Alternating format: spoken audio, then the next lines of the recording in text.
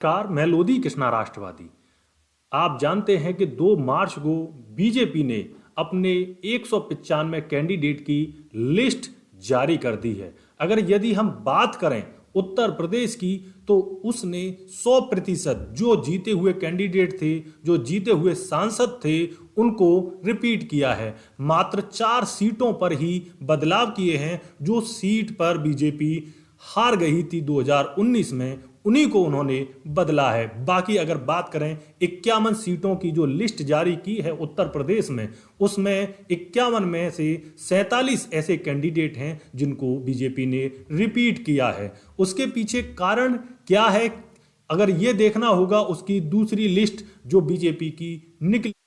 कहीं ना कहीं ये कयास लगाए जा रहे थे। तमाम जो पंडित होते हैं, जो राजनीतिक पंडित होते हैं, उनका कहना था कि इस बार टिकट कटने वाली हैं, कम से कम 20 से 25 जो आपके एमपी हैं उनकी टिकट कटने वाली है। लेकिन बीजेपी ने उन पंडितों की भविष्यवाणी को नकारते हुए, कहीं आप देखें तो उत्तर प्रदेश में इस तरीके से 47 जो सिटिंग आपके एमपी हैं उन्हीं पर दाव खेला है और किसी में कोई बदलाव नहीं है। जहां पर आप देखते थे जैसे बुलंदशहर में डॉक्टर भोला सिंह सांसद थे, उनको ही टिकट दिया गया है, जबकि बुलंदशहर क्षेत्र में ये चर्चा आम हो गई थी कि इस बार डॉक्टर भोला सिंह की टिकट कटेगी।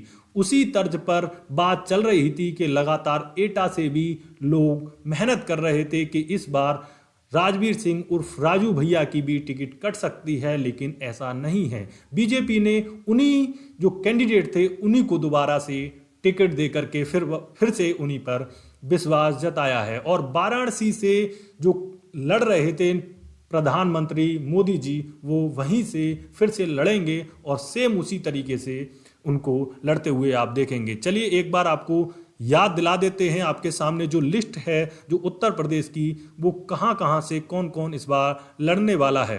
तो उत्तर प्रदेश की पूरी लिस्ट हम आपके सामने शेयर भी कर देते हैं। जैसे वाराणसी से पीएम नरेंद्र मोदी, कैराना से बात करें तो प्रदीप कुमार, मुजफ्फरनगर से डॉक्टर संजीव कुमार बालियान। डॉक्टर संजीव कुमार बालियान की टिकट को लेकर भी काफ़ी कयास चल रहे थे कि शायद इनकी भी टिकट कट सकती है, लेकिन ऐसा नहीं हुआ है। नगीना से ओम कुमार, नगीना से बीजेपी 2019 में चुनाव हार गई थी, इसलिए ये नए कैंडिडेट हैं ओम कुमार, जिनको इस बार बीजेपी ने टिकट दिया है। रामपुर से घनश्याम लोधी जो इस बार जीते थे, और उसके बाद में संभल से परमेश्वर सैनी, अमरोहा से कंवर सिंह तंवर, नोएडा से डॉक्टर महेश शर्मा, बुलंदशहर से डॉक्टर भोला सिंह, मथुरा से हेमा मालिनी, आगरा से सतपाल सिंह बघेल, फतेहपुर सीकरी से राजकुमार चाहर, एटा से राजवीर सिंह उर्फ राजू भैया, आंवला से धर्मेंद्र कश्यप, शाहजहांपुर से अरुण कुमार सागर, खीरी से अजय मिश्र टैनी, धौरहरा से रेखा वर्मा, सीतापुर से राजेश वर्मा, हरदोई से जयप्रकाश रावत। और आगे आते हैं तो देखते हैं कि मिश्रिक से अशोक कुमार रावत, उन्नाव से साक्षी महाराज, मोहनलालगंज से कौशल किशोर, लखनऊ से राजनाथ सिंह, अमेठी से स्मृति ईरानी, प्रतापगढ़ से संगम लाल गुप्ता, फर्रुखाबाद से मुकेश राजपूत, इटावा से रामशंकर कोठरिया, कन्नौज से सुब्रत पाठक, अकबरपुर से देवेंद्र सिंह भोले, जालौन से भानु प्रताप सिंह, झांसी से अनुराग शर्मा, हमीरपुर से कुंवर पुष्पेंद्र सिंह चंदेल, बांदा से आर.के. सिंह पटेल, फतेहपुर साध्वी निरंजन ज्योति, बाराबंकी से आपकी उपेंद्र रावत, फैजाबाद से लल्लू सिंह, अंबेडकर नगर से रितेश पांडे। यहाँ से बीजेपी हार गई थी 2019 में, इसलिए रितेश पांडे को इस बार लड़ा रहे हैं। श्रावस्ती से भी बीजेपी हारी थी तो साकेत मिश्रा जी को उतारा है वहाँ पर। और डुमरियागंज से जगदम्बिका पाल, गोंडा से कीर्तिवर्धन राजा भैया, और बस्ती से अरविंद द्विवेदी, महाराजगंज से पंकज चौधरी, गोरखपुर से रवि किशन, कुशीनगर से विजय कुमार दुबे, और बांसगांव से कमलेश पासवान, और अंत में लालगंज से श्रीमती नीलम सोनकर, और आजमगढ़ से दिनेश लाल यादव निरहुआ।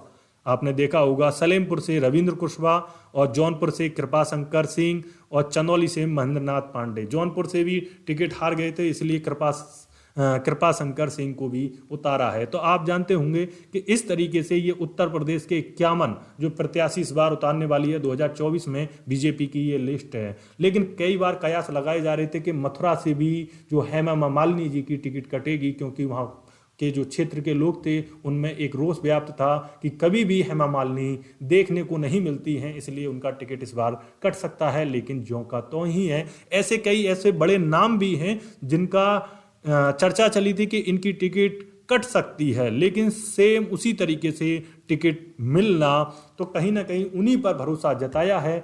लेकिन बात करें कि अगर कोई मेहनत करे तो कहीं कहीं आप देखेंगे इसमें दो तीन बार एमपी रह चुके हैं अपने अपने स्थानों से, लेकिन उनको ही दोबारा से टिकट मिलना कहीं ना कहीं ये देखने को मिलता है कि जो कार्यकर्ता होते हैं वो कई बार निराश होते हैं कि कई बार अच्छा कार्यकाल नहीं होता, कि 5 साल रह लिए, 10 साल रह लिए और 15 साल रहने वाले हैं, और जबकि 10 साल का कार्यकाल का भी आकलन करें तो इतना अच्छा नहीं रहता। लेकिन कहीं ना कहीं आपको पता है कि पूरे उत्तर प्रदेश के साथ में भारत में भी इस समय बीजेपी की लहर है, और जो कैंडिडेट देख रहे हैं आप नाम, उन कैंडिडेटों की बात करें, यदि वे क्षेत्र में ना जाएं, अगर क्षेत्र में बिल्कुल ना घूमने जाएं, तब भी उनको बीजेपी के नाम पर या मोदी जी के नाम पर उनको वोट मिलेगा और वो जीत सकते हैं, जीतने की संभावना ज़्यादा है। आप सभी जानते हैं, ये प्रत्येक जो व्यक्ति है, एक आम नागरिक है, उसके दिल जहन में बैठ चुका है कि वोट डालते हैं वो क्षेत्र से जो एमपी खड़ा होता है, जो सांसद खड़ा होता है, जो कैंडिडेट खड़ा होता है, उसको वोट ना दे करके वो मोदी जी को वोट देते हैं। तो कई बार ये देखने को मिलता है कि जीतने के बाद सांसद का ये कहना होता है कि आपने मोदी जी को वोट दिया है, ना कि हमको। तो कई बार विकास के मामलों में ये चीज़ें काफ़ी बाधा बनती हैं।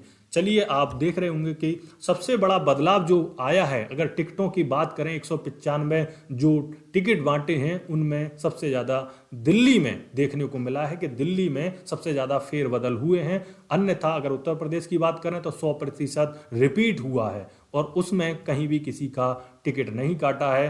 तो अब देखना होगा कि इलेक्शन कब डिक्लेयर्ड होता है और कब आपकी आचार संहिता लगती है। सभी पार्टियां अपनी अपनी कमर कस रही हैं और अब देखना होगा कि जो विपक्ष है वो किस किस को टिकट देता है और अपनी टिकट किस हिसाब से वितरित करता है। तो ये चीज़ सब अब देखनी होगी।